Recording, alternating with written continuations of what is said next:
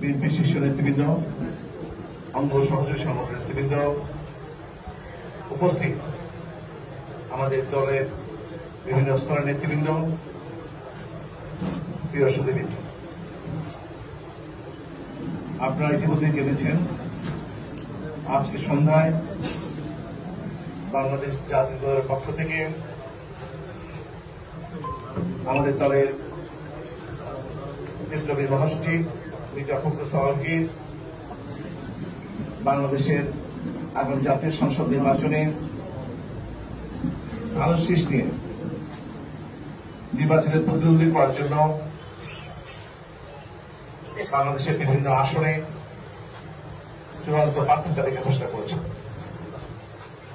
এটিও জেনেছেন যে পাবনা ৩ চাঁদপুর ভাঙড়া ফরিদপুর থেকে বিএনপির পক্ষ থেকে ধানের শীষে নির্বাচন করার জন্য আমাকে তারা মনোনয়ন দিয়েছে।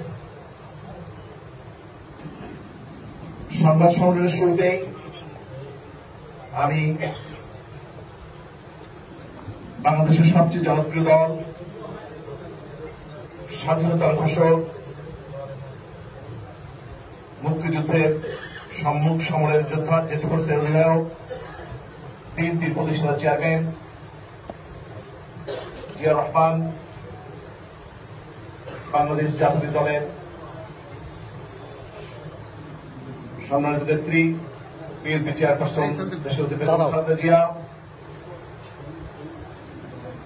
এবং দলের বর্তমান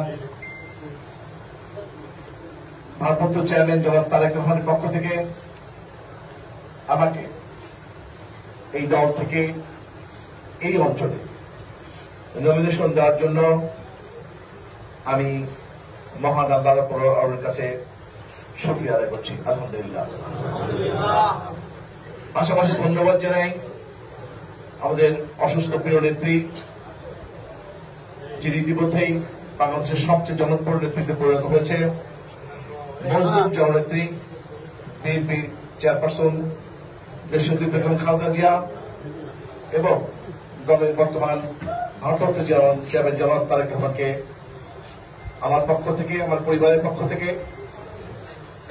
আমার দলের পক্ষ থেকে, এই অঞ্চলের জাতীয়তাবাদী শক্তির পক্ষ থেকে তাদেরকে আন্তরিক কৃতজ্ঞতা, ধন্যবাদ জ্ঞাপন করছি। প্রিয় ভাইরা, আপনারা জানেন গত প্রায় 16 বছর, 16.5 বছর বাংলাদেশের মানুষ ভোট দিতে পারেনি। ভোটের নামে বিগত ফ্যাসিস্ট সরকার কখনো দিনের ভোট রাতে করেছে, কখনো আমি দাবি নির্বাচন করে বাংলাদেশের মানুষের ভোটাধিকারকে হরণ করেছে। সর্বশেষে গত বছর 5ই আগস্ট বাংলাদেশের ছাত্র জনতার সম্মিলিত প্রয়াস, আন্দোলন সংগ্রামের মধ্য দিয়ে ফ্যাসিস্টদের পতন হয়ে বাংলাদেশে একটি গণতান্ত্রিক পরিবেশ এখন বিরাজ করছে। নির্বাচনের পূর্বে আমরা যে কথাটি বলতে চাই, সারা বাংলাদেশের মানুষ এখন অধীর আগ্রহ অপেক্ষা করছে সরকার ঘোষিত নির্দিষ্ট সময় আগামী ফেব্রুয়ারির প্রথমার্ধে জাতীয় সংসদ নির্বাচন অনুষ্ঠিত হবে। সেই নির্বাচন আমার দল আমাকে নমিনেশন দিয়েছে।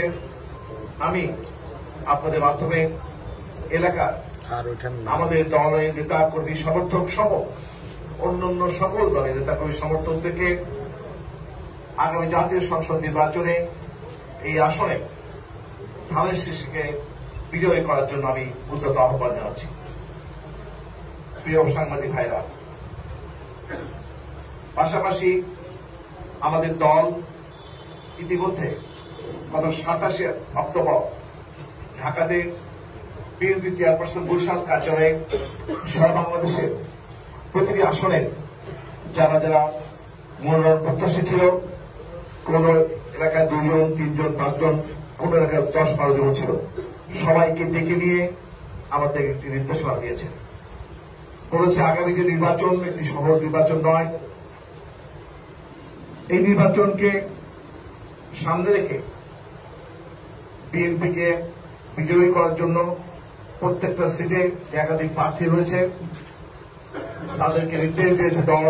আমাদের ভারপ্রাপ্ত চেয়ারম্যান জনাব তারেক রহমান, দলের মাননীয় মহাসচিব মির্জা ফখরুল ইসলাম আলমগীর সহ স্থায়ী কমিটির সদস্যবৃন্দ আবেগঘনভাবে আমাদের নির্দেশ দিয়েছে যাতে যে কোনো মূল্যে যাকেই প্রার্থী ঘোষণা করা হোক প্রতিটি আসনে তাকেই বিজয় করার জন্য সকল প্রতিদ্বন্দ্বী প্রার্থী সহ দলের সকল পর্যায়ের নেতাকর্মীকে নির্দেশ দেওয়া হয়েছে যে কোনো মূল্যে দলের ঐক্য বজায় রেখে নির্বাচনের মাঠে নেমে পড়ার জন্য।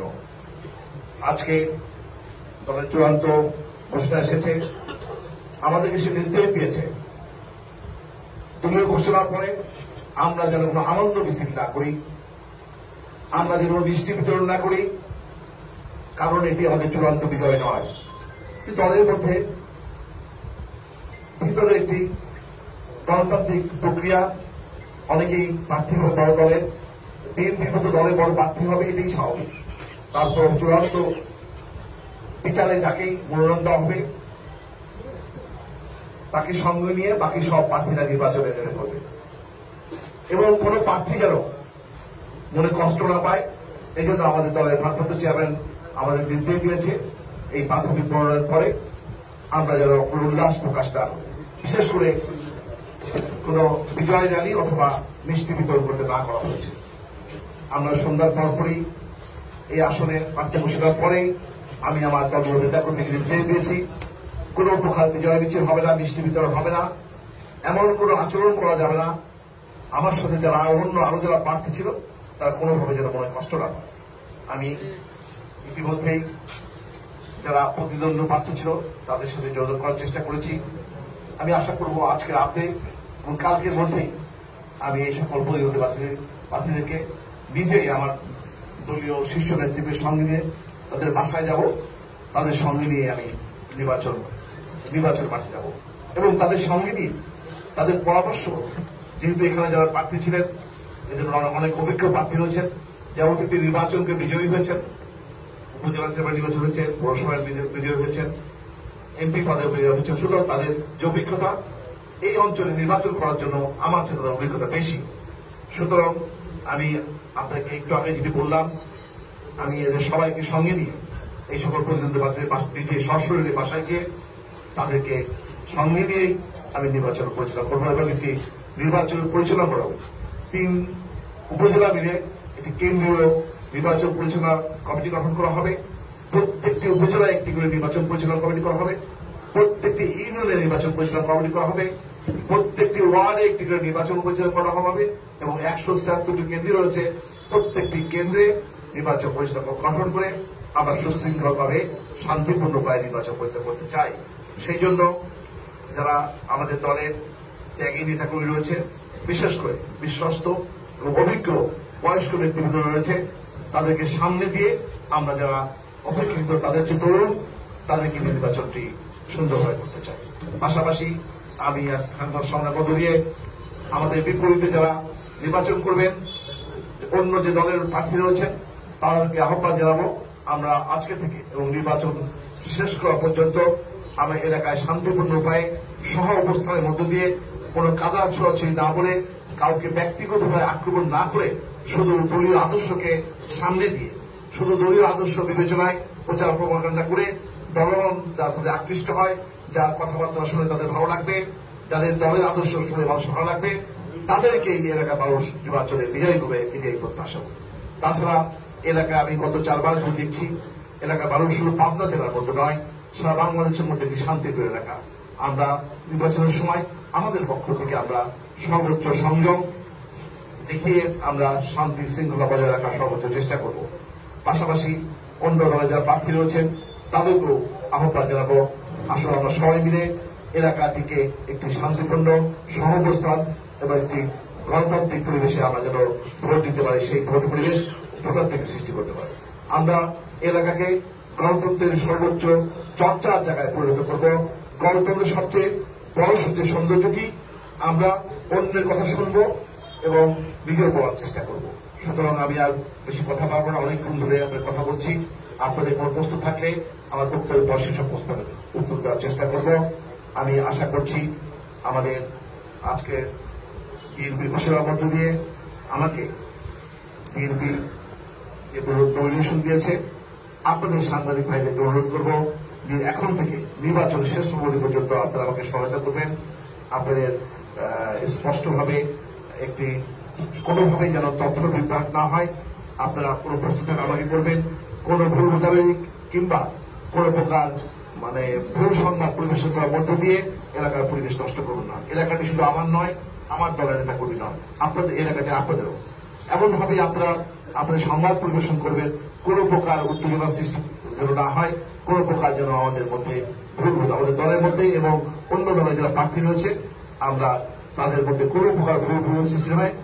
এই এলাকাটি আপনারা বসবাস করেন, এলাকার শান্তি শৃঙ্খলা বজায় রাখলে পরিবার ভালো থাকলে আমরা সবাই ভালো থাকবো।